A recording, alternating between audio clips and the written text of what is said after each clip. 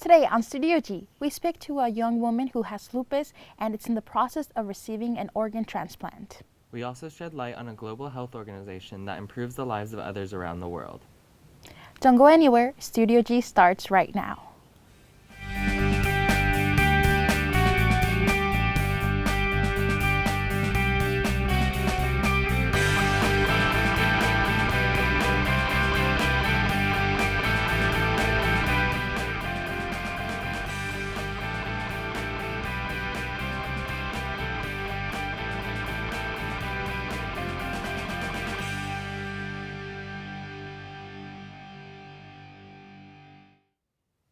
Welcome to Studio G. I'm Nick Sedbrook. And I'm Carla Lopez. Last week we learned about Ruby, a college student who has been with lupus since she was 12 years old. Today, she shares her hopes for a kidney transplant. Let's take a look. What day looks like for Joanna Ruby. 5 days a week, 2 hours a day. This is Ruby's boyfriend. He's been with her since she was 16 years old. Sometimes we're like, oh, I don't want to do it, but we push ourselves to do it. And sometimes like he'll be like, oh, I don't feel like it. I'm like, I know, but come on. Or sometimes I'll be like, oh, I don't want to. And he's like, okay, let's do it. We can do it. It's fine. So we kind of push each other and we end up doing it pretty good. He would literally, him and a few other friends, would take their skateboards and the bus all the way to Summerlin Hospital. It would take them 3 hours to get there just to see me. And so that always boggles my mind to think that at 16 he was already going through this and trying to be there for me, and wasn't like other people that could have easily just been like, oh well, I guess I'll find out what happens. The pediatric wait time is way less than the adult. It's not even a year, or a year or so, right? So they were hoping they could still get me into the pediatric, but they're like, no, she's over 18, we can't. And so they're like, we can send her to the adult. So then I did. I went out there and I had an appointment, and they saw the test that I had done at UMC. So they're like, okay, well, it seems like you're a good candidate and everything. And they're like, but the only problem is that if you do get accepted in our program, the Bay Area has a really big wait list. So you'd have to wait for 6 years before you even are active. We calculated it around $16,000 in total for the caps and for the traveling expenses. And then while we're here, we have to have our suitcase ready. So they literally told us get your suitcase ready with some clothes and then new toothbrush, toothpaste, and all that stuff. Put it in a suitcase and leave it in your closet. So when you get called, you just pull it out. You don't have to be frantically oh no, I forgot this, or you have to have everything ready. But when you're active, it means that you can get called at any second. So I can get called right now and they'd be like, we have a kidney for you, do you want it? And if I say yes, they give me I think it's either 4 to 6 hours to get there and then start the process to do the surgery. You could be in the middle of your wedding day or something and you have to go, or in the middle of the night, yeah. It's been 4 years, and they start your wait time from when you first start dialysis. And they called me has it been 3 weeks or something like that? They called and they're like, hey, we wanted to clear you with your insurance and everything because you've officially reached the top so you can be active. So now we're just clearing you again with all the stuff just to update it. And then once you're all good, you're going to be active. So a living donor lasts longer and a deceased donor is less time that it lasts. So they give me the medication to suppress my immune system. So that means I'm prone to any little virus or flu or anything like that. And I feel scared, because you know how there's been a lot of anti-vaxxers recently and stuff. So that's scary for me because my immune system will be lowered, and if somebody has an illness that they could have fought off with a vaccine, I could get it like that, and it could really damage everything they've done for me to have a kidney. And what's your hope for the future? What do you... Sorry, our machine sometimes makes noise. Yeah. I definitely want to finish my degree. I want to get a bachelor's in sign language interpreting. So when I first did chemo when I was 12, they told my parents, and I always tell people, I think this is the moment I kind of my first memories, real memories started, was at this moment when the doctors were like, oh, well, we just want to let you know of the side effects, I guess, yeah, of doing the chemotherapy is that if she ever wants to have kids in the future, there's a possibility that she won't, because the chemo kills off a lot of eggs and stuff. So I remember hearing that, and I was like 12, and I was like okay, like great, like now that option's been taken away from me. I was thinking like if I'm not able to because of that, I would want to adopt like deaf children and be able to be there for them because they suffer a lot.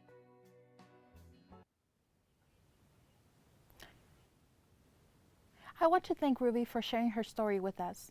If you would like to donate to aid in her kidney transplant, you can visit gofundme.com/JoannaRuby. Clean the World is a global health organization that is dedicated to improving the quality of life for vulnerable communities around the world. Reporter Marilyn Sarkissian took us down to the local office. Soap. Have you ever thought about how important soap is? Because it is. Clean the World is a global nonprofit that focuses on soap and hygiene education. Hotels all around the world throw away an estimated 5 million bars of soap every day. Instead, hotels in Las Vegas donate their gently used or unused soap to Clean the World Las Vegas, where they are then melted down, sanitized, and turned into new bars. Then, they're packaged into hygiene packs along with other things like shampoo, conditioner, body wash, and lotion to be sent to people all around the world. 2.2 million people around the world die from diseases that could be prevented with soap and proper hand washing. At Clean the World, soap really saves lives. Clean the World has distributed over 48 million bars of soap to over 127 countries and continues to save lives with items that would usually end up in landfills. Coming up, we ask UNLV students how they feel about the final season of the HBO show Game of Thrones. And we ask work and rebels about the difficulties they face juggling work and school. We'll be right back after the break. If you'd like to see your name in the credits, you can join us. The Scramble runs on PBS Channel 10 and YouTube. As a student-run show, anyone can join us. You can be a reporter with the opportunity to be paid, learn skills behind the scene, and pitch your own story ideas. Add us to your resume by contacting UNLV manager Jennifer Ream in the Greenspan building or email contact me, Katie Strite, with any questions or concerns at streik1@unlv.nevada.edu.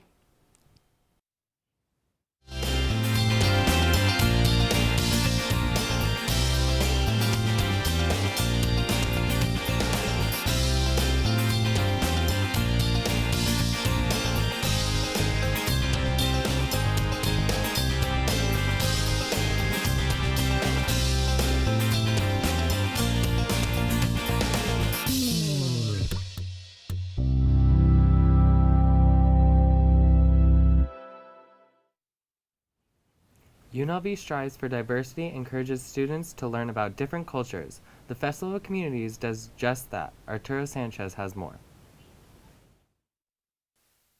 UNLV held its annual Festival of Communities this past weekend, where the community was able to celebrate different cultures with live entertainment, crafts, authentic food from different nations, and overall, family fun.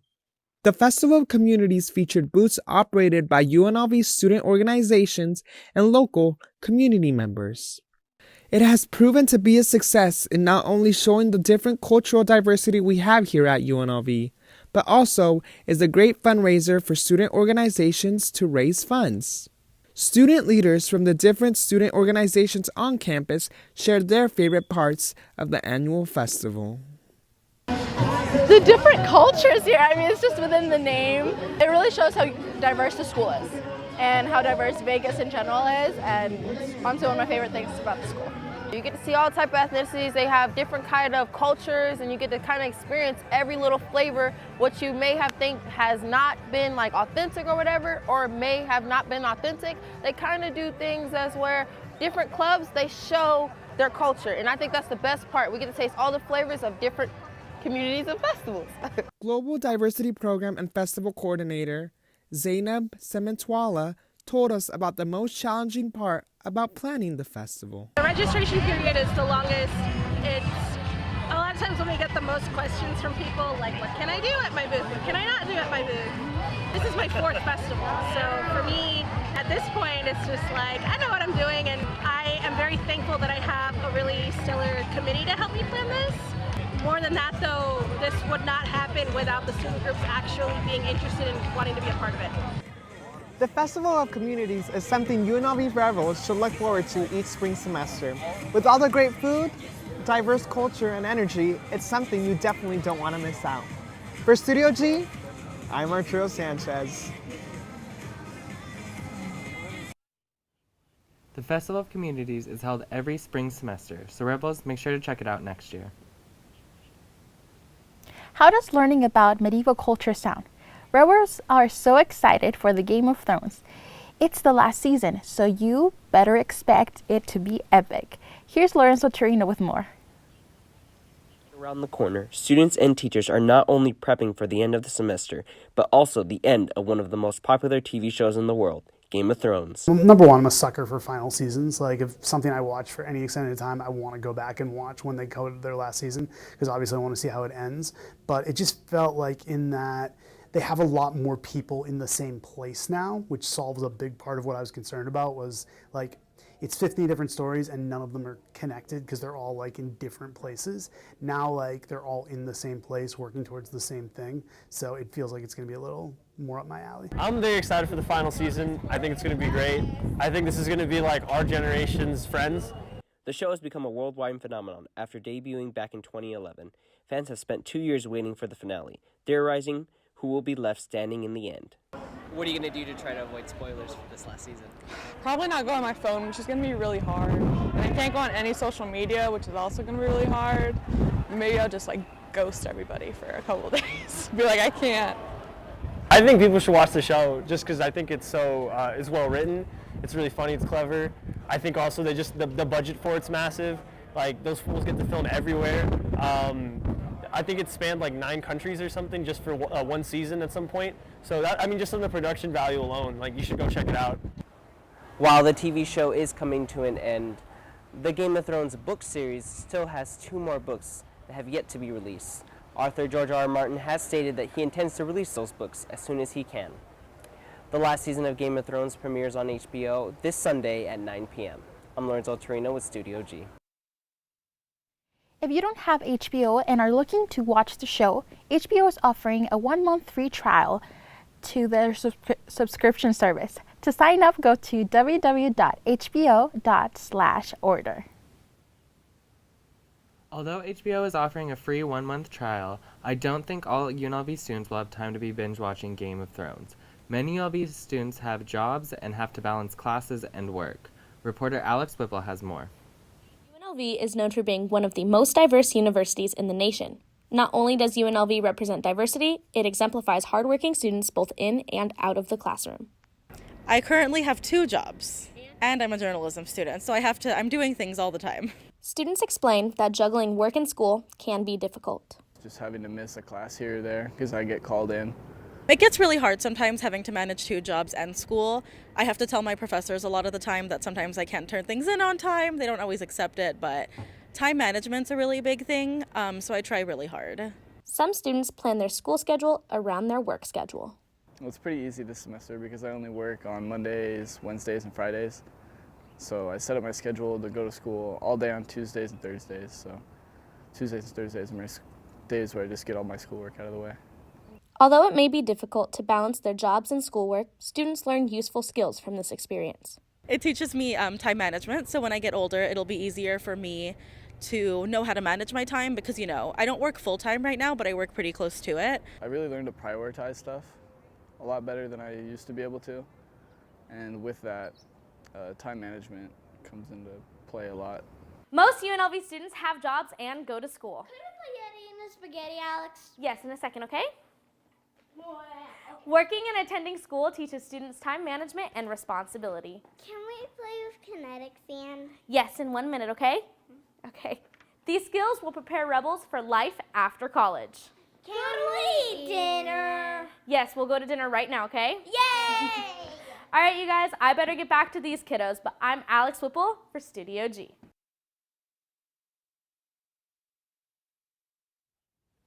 Keep up the hard work, Rebels. It's all worth it. Catching a baseball game at the new Las Vegas ballpark, it's a great way for UNLV students to take a break from work and school and have fun. The Las Vegas ballpark opened Tuesday, but today is $2 beer night at the stadium. Be sure to grab your ball cap, ticket, and ID and head down to Las Vegas Ballpark to root for the home team. The Aviators take on the Sacramento River Cats tonight at 7:05 p.m. That sounds like a lot of fun. Maybe we should go. It'd be a great time to distress and hang out with friends. Plus, we could grab a $2 beer. Oh, I'll drink to that. When we come back, Lorenzo Trina will tell us about the weather that we'll be experiencing for the baseball game tonight and what's going on through the weekend.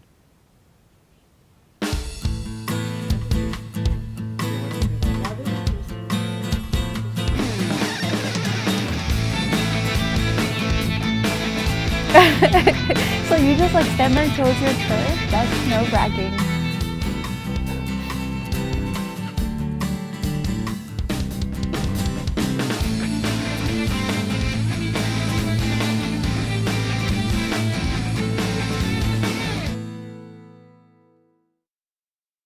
KUNV, I feel how I feel about it. It's great. I love it a lot. There's a lot amount of freedom. You can really do basically whatever you want. Very nice facility, very clean. We have editing booths, studios for students to practice our craft and to learn more. And KUNV definitely gives us insight into what we'll be doing when we get our careers, once we graduate. They give us free will and free creativity. I can gain experience to further my career in the radio broadcasting, board operating, to music directing, to even being on air, which is my main goal to do in life. So I can use all that knowledge to put towards my career in radio broadcasting. You will learn so much here at KUNV, and we have a lot to offer.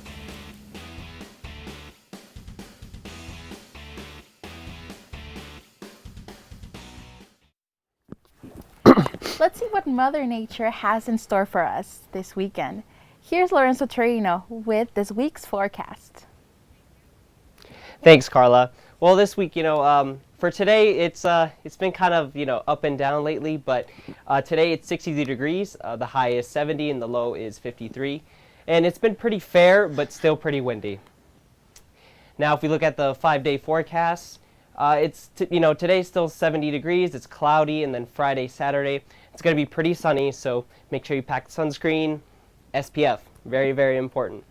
And then for Sunday and Monday, so Sunday it's going to be mostly sunny as well, 84 degrees, and then Monday mostly sunny also, 80 degrees. So it's starting to get pretty warm out there.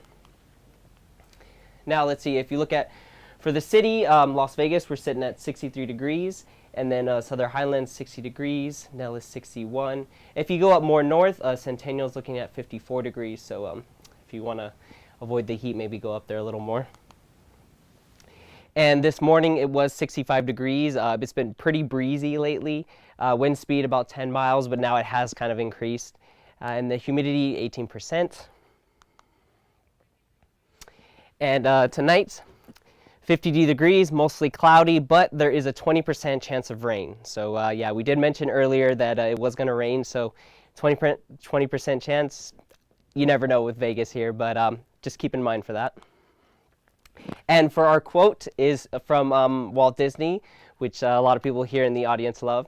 If you can dream it, you can do it. So don't ever give up on your dreams, even me, being a weatherman. So that's all the weather I have for you today. Back to you, Nick. Thanks for that, Lorenzo. That was awesome. After the break, Carla sits down with the Leukemia and Lymphoma Society's Woman of the Year for 2017, Leah Johnson. The name of my show is Shenanigans on the Radio and Praise and Shenanigans on the Radio. Well, both shows are music talk shows. I bring people in from the community, anybody's doing anything positive, local talent, independent artists. I want the listeners to take away anything that may be helpful to them. Both shows are inspirational. No matter what you do in life, no matter what your dream is, follow it. Never give up on it. My name is Lucius Thompson, AKA The New B. Our host show is called Praise and Shenanigans on the Radio every Wednesday from 6 p.m. to 8 p.m. and Shenanigans on the Radio every Thursday from 7 to 9 p.m. Make sure you tune in on the rebelhd2.com.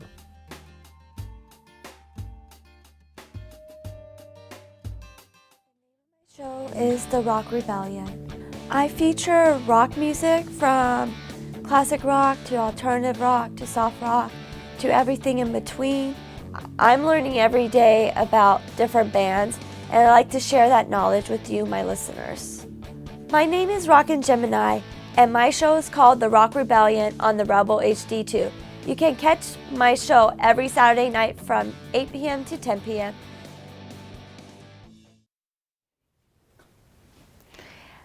Welcome back to Studio G. I'm here with Leah Johnson. Thank you so much for joining us today. Thank you for having me. Well, congratulations on being a Woman of the Year 2017. Thank you. Tell me, how did that start? So in 2013, I actually met somebody after I was volunteering at a hospital, and she was bringing the walk here to Las Vegas, which is the Light the Night Walk. It's a little different than Man Woman, but she asked me if I could hand out lanterns and t-shirts, and I was like, yeah, of course. I spent basically 8 a.m. to 8 p.m. at Fremont Street, just passing out lanterns and t-shirts. And I think we had like 2 tables, but the turnout was really, really motivating. And after that, I ended up following through, going to every Light the Night Walk. And I got to meet more people and got to meet more leukemia survivors. And they nominated me in 2017 to run for Woman of the Year, which is just like the Light the Night Walk, but a different fundraiser. Mm-hmm. Yeah. And how do you become Woman of the Year? What steps do you have to take, or what fundraisers do you have to be a part of? So it's called the Man Woman Gala, and it's actually the one fundraiser we have for the Leukemia Lymphoma Society that generates the most revenue, because it's a 10-week campaign they nominate local people here, and it's 10 weeks, and because it's so short and expedited, everybody's out there knocking on everybody's doors trying to raise as much money as possible, and it generates the most revenue. Well, and what inspires you to do this? Because this must be a lot of work. It is a lot of work, but it's definitely worth it. What inspires me, I guess, is now that I've been a part of the Leukemia Lymphoma Society for so long, I've met so many inspiring people. I've been to hospitals, I've visited children who have nothing but a positive outlook on everything, and even though I didn't have a direct connection to the Leukemia Lymphoma Society at first, now I do. So that's what inspires me. This year, however, is our All-Star, and I'm actually the only one running in Southern Nevada against all 49 other states. And what's motivating me was in 2017, when I won Woman of the Year, I lost my grandmother the same year. So if I can generate enough revenue, I would like to name a medical grant in her name. Oh, wow. That's great. And how can people get involved? So you can, honestly, we have, if you write MWOY into your search bar, Man Woman Gala or Leukemia Lymphoma Society, really anything, it shows you, it's so helpful on how you can get involved. On my Instagram, I have it in my little website browser. You can click on the link to donate, and I have, let me think, there's so many ways to get involved, but I'd probably say the Google search and looking everything up is probably the easiest route, but I do have flyers and stuff like that, and I'm always open if you wanted to DM me on Instagram. Okay, awesome. And tell me, these funds, how do they help them? Where does the funds go to? I have actually, if I can read something, every 3 minutes someone is diagnosed with blood cancer. And more than 1.2 million people are living with or in remission from leukemia, lymphoma, and Hodgkin's disease. And something I've learned over the years is that it's not just the person who is impacted by cancer, it's their family as well. And there's so much stress that comes into, how am I going to pay for chemo? How am I going to pay for specific medications? And they're always getting more and more expensive. And when you have to go places, you have to miss school, you can't work and stuff like that, it definitely takes a toll. So the Leukemia Lymphoma Society, what they do is they work to help these families not stress about at least that part. Well, that's great. And what's your fundraiser goal for this year? This goal is $50,000. Oh, well. It's $50,000. Yeah. Dream big. Yeah. And what's the gala? So the gala is on May 17th. That's where about 500 business, doctors, CEOs, etc.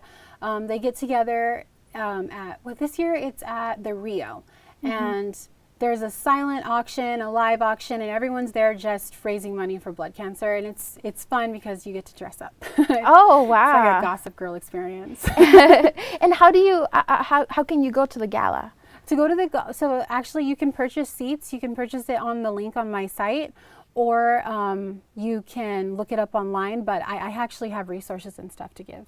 Okay, awesome. Well, thank you so much, and you're doing a great thing. Thank you for being with us today. Thank you for having me. When we come back, we talk about a fun camp to send the little ones over spring break.